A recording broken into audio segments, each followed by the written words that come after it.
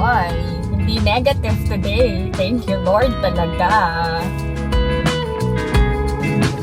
Okay, bibili kami ng ice cream. Dati talaga gusto ko winter kasi gusto, ganyan. First time. Pero habang tumatagal, ay, hindi na kaya ng katawan ko yung lamig.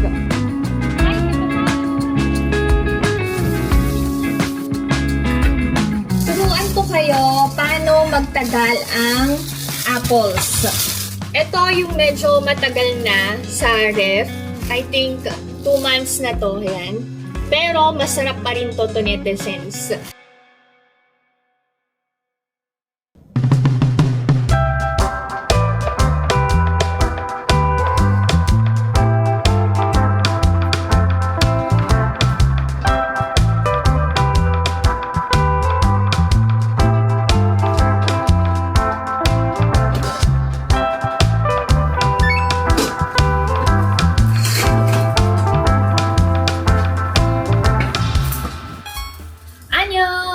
Hi everyone! Welcome back to my channel and this is my life in Korea. Samahan niyo ako ngayong araw na to. Diyan lang kayo. Madami kaming nauwing pagmamahal from Abuzi and Omoni. Isa na doon ang rice cream. Sa buong paninirahan ko dito sa Korea, isang beses lang ako bumili ng bigas. Yun yung naubusan kami. Hindi ako nakahingi sa biyanan ko. But that was long time ago.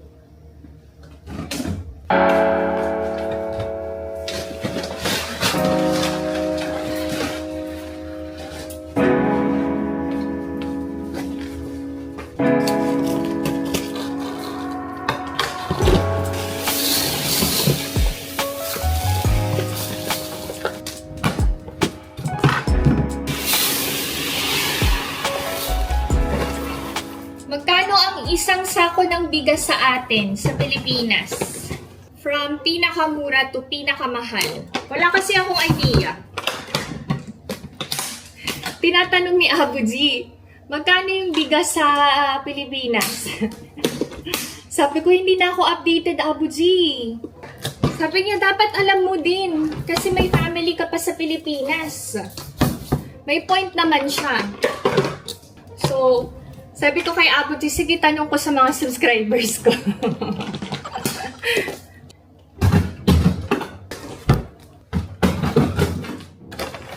Pero ang sabi ko kay Abuji, compared sa presyo sa Korea, mas mahal ang bigas ng Korea. Kasi mas masarap talaga. Sabi ko, mostly ng mga nag-tour sa Korea, nagustuhan yung kanin. Kasi malagkit-lagkit, hindi buhag-hag. Kagaya ng buhok ko. Ay, hindi naman buhag-hag yung buhok ko ngayon ah. Okay, thank you Lord. Turuan ko kayo paano magtagal ang apples. Magkano ang isang piraso ng apple sa Philippines? Kailangan natin tong hugasan.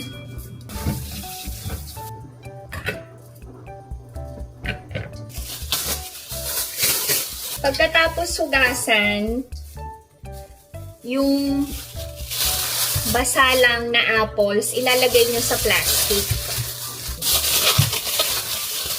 Tapos, ibubuhol nyo lang. Isang buhol lang kasi kinakain din naman namin kagad. Ganyan. Until now, may mga binibenta pa bang apples sa farm? Yes. Even pears. Okay. Okay, wait. Ito yung medyo matagal na sa ref. I think 2 months na to, yan. Pero masarap pa rin to netizens. Kailangan ibuhol. Aray, sorry. Hindi ako galat ha. Then, ilalagay na natin sa ganito lang.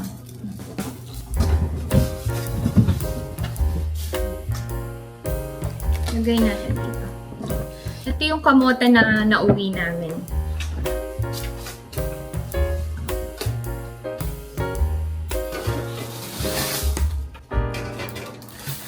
Ito yung pork na bigay ni Omoni. Ayusin ko lang.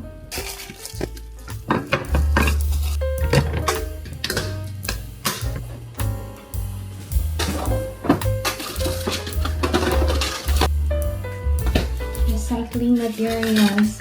Si Alex hindi nakapagtapon kagabi ng mga recycling materials.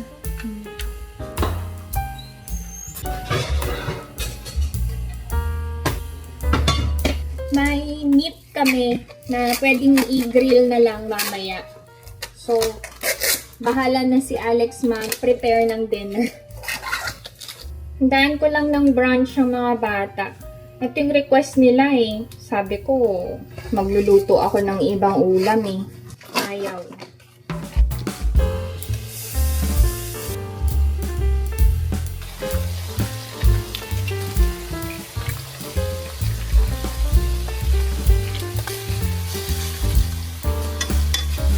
Pag ganitong winter break, ang mga kids late na nagigising.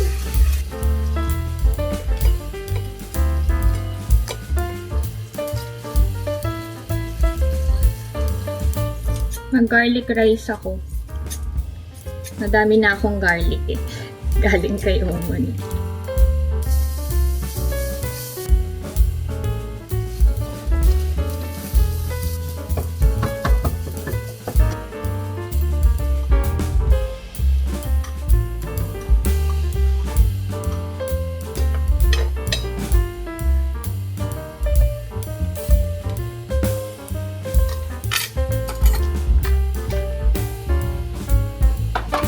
Yan ang meal ng mga bata.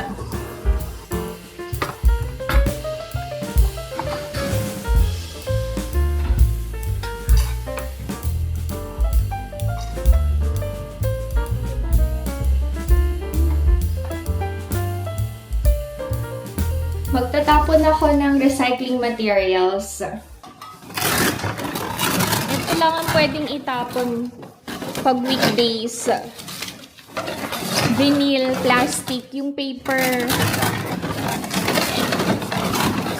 Every weekend lang pwede.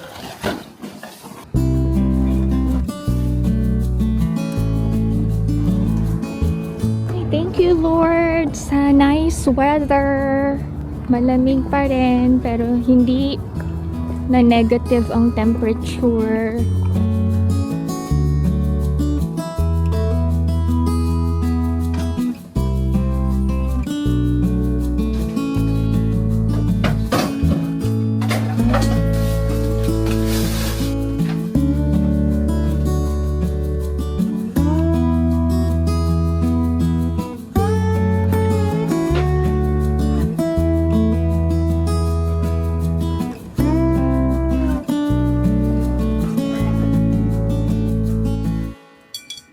Kain tayo, cherries.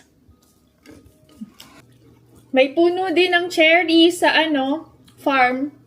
Pero hindi ganito yung kulay.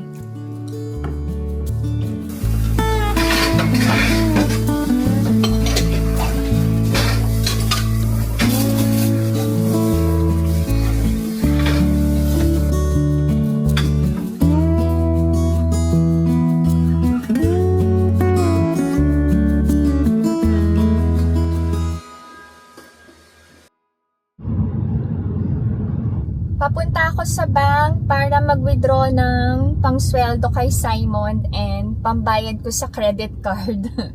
Sa mga nagtatanong, paano ako nagsisend ng files kay Simon? Through Drive. Ina-upload ko yung mga clips and then dina-download niya, tapos ini-edit niya. Si Simon lang po ang nag-handle ng YouTube account ko. Wala nang iba. And si Simon lang din yung pinagkakatiwalaan ko pagdating sa YouTube account. Samahan nyo na ako to netizens. Diyan lang kayo. Temperature check, it's 1 degree Celsius. Ay. Hindi negative today. Thank you, Lord, talaga.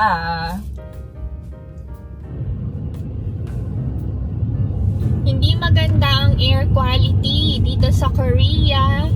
Nandyan na naman ang ultra-fine dust. Kaya hindi clear ang sky. Nakipart lang ako sa apartment. Nagsashop na naman ang lips ko. Lip balm. And last na. Ang daming cheche buredche. May baon akong tangerines. Tapos, sabi ni Ina, Mami, try mo tong spicy mala. Pinabaon niya yung natira. Hindi ko alam kung matutuwa ako kasi binigyan ako pero tira eh. Hindi. It's the thought that counts. Sabi niya, tiniran kita, Mami, para matry mo. Ay, sabi ko, thank you. Oy. Ang aking bag na sobrang sikat ngayon dito sa Korea, ang Trader Joe's. Yan. Thank you so much, Ate Deng. Kailangan ko baunin tong tubig.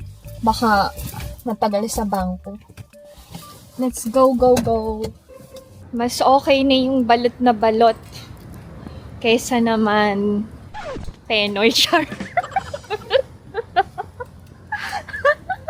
Ang corny. Sorry. Bigla lang nag-pop up sa mind ko yung Penoy. Okay. Let's go to the bank na nga. Ano ba? 10 netizens kasi.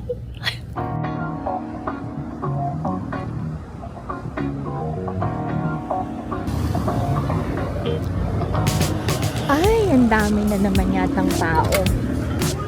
Ay, wala nga siya.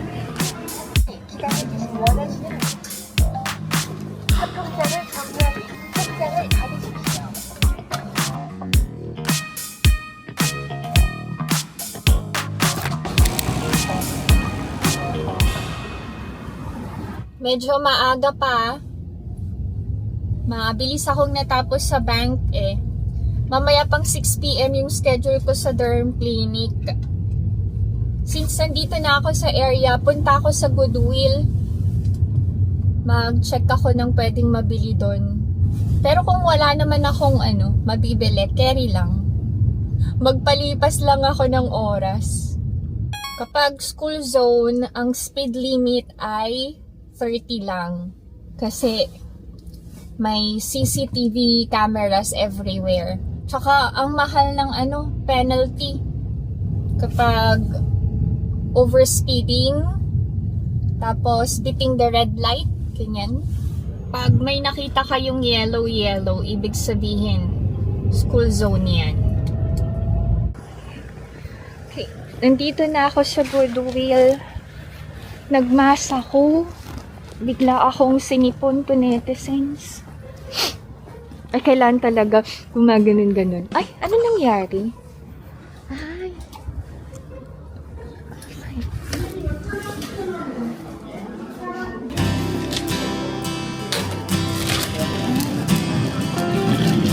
Ay, may cafe na sa loob.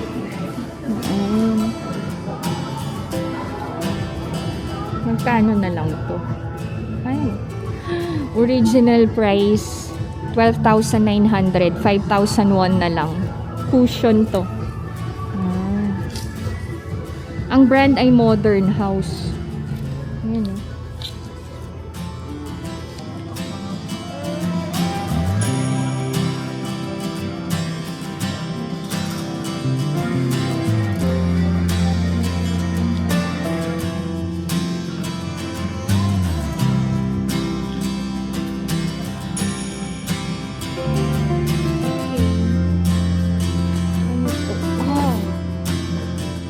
Ham naman to worth 19,000 won. Ah, yan o. June this year ang expiration. Kailangan kain kaagad. Plan kong ipadala sa Philippines sana eh. May headband din. 12,000 won na lang. 18 pieces. Kailan ang expiration? Eto. Hanggang August 10 pa. Hindi ko kailangan to. Magkano na lang tong mantika? 5,000 won na lang. Kailan expiration nito? February 8. Hindi na. Ito, breadcrumbs. 2,001 expiration. Ay, February 26. Hindi na. Ay, ito may hotcake mix. Yan. February 26 pa. Pwede ko itong bilhin. 3,001 na lang. Ang dry na ng kamay.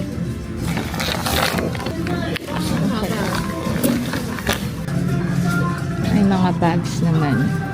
Uy, ito bago oh. 12,001 na lang. Naka color sale sila. 50% off. Wow. Maayos dito sa Goodwill.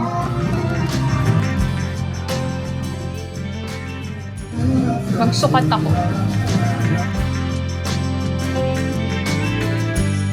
Ay, okay. Ang ganda. Kaya lang small to eh. Wait ko. Check ko sa salamin. Ang ganda to pang late winter, autumn. Gusto ko yung loose fit. 9,500 lang. Okay, maganda. Color red. Okay. 12,500 lang. Nakakaputi. Nice, nice, nice. Hindi to pang winter, pang autumn. Pero maganda. Biling ko to. Okay. Press find.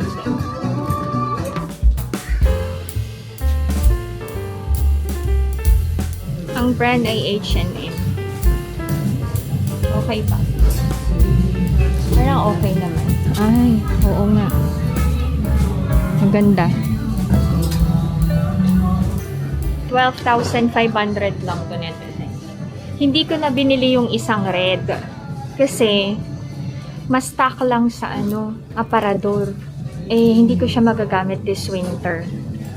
Ito, okay na to. Maganda. Parang ang ganda nito. I'm not sure kung pang lalaki or pang babae. Sukat ko lang. Corduroy. Parang pang lalaki. Ay, ang ganda oh. Parang bagay kay Alex to. May padding. Pang lalaki. Maluwang sa akin. Sayang, bago pa naman. Yan o, may tag pa. 12,500. Okay. Okay, ibabalik natin ng maayos ang cart and basket. Ay! Thank you, Lord. Okay. Etong winter jacket and pancake mix lang ang nabili ko. Worth 15,500 won lahat. Mega shoutout muna tayo. Mega shoutout Jamila Ronael Mercado. Shoutout to the Lara and Orca family. Laika May Gomez. Dayan Kayabyab. Fredalyn Tiglao. Ereline Torres. Jubel Mangubat. Lian Celadonio. Norma Salud. Jane Larnedo, Romanos family from Negros Island region. Wow. And lastly, Abrenica family. Wow, Socialen from Paris, France.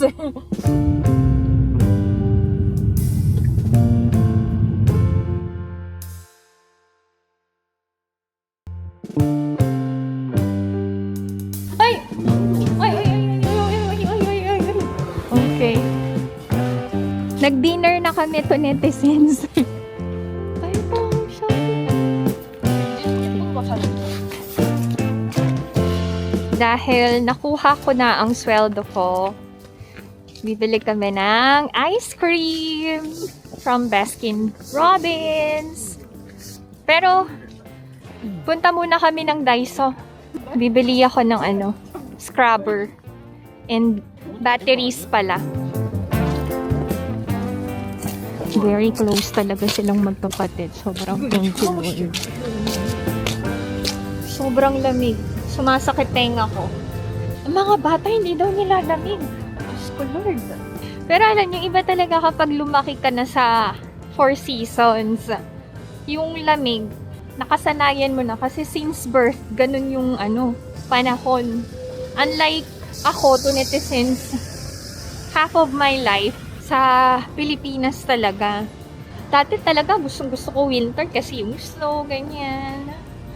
First time. Pero habang tumatagal, ay, hindi na kaya ng katawan ko yung lamig. Although excited pa rin ako sa snow. Parang kahit sino. Hindi pala kahit sino.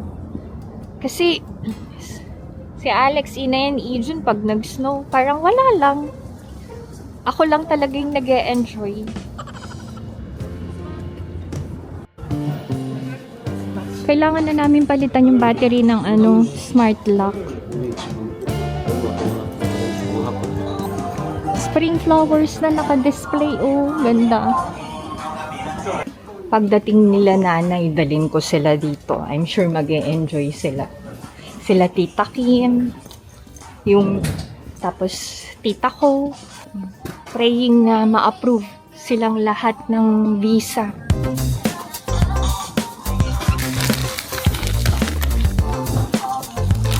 Wala kaming dalang shopping bag. Sabi ko sa kanila magdala nakalimutan naman.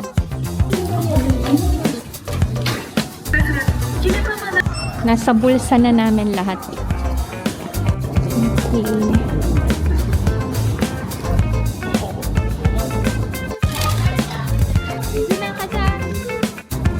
Uwi na kami to netizens.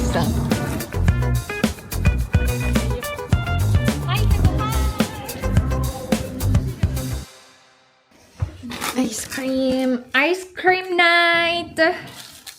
한겨울에 무슨 아이스크림 필요한 사람들이 이상하게 생각하겠어. 추운데 왜 아이스크림 먹냐고. 근데 추운데 왜 아이스크림 드세요? 추운데 왜 I 아이스크림 already answered that. Because it's hot at home. The house is 그러면 not hot, warm. 에너지 세이빙을 안 하고 있다는 거야. Kain tayo na Sam. 맛있는데? You say bye-bye na. Bye! Ijo na. 좋아요.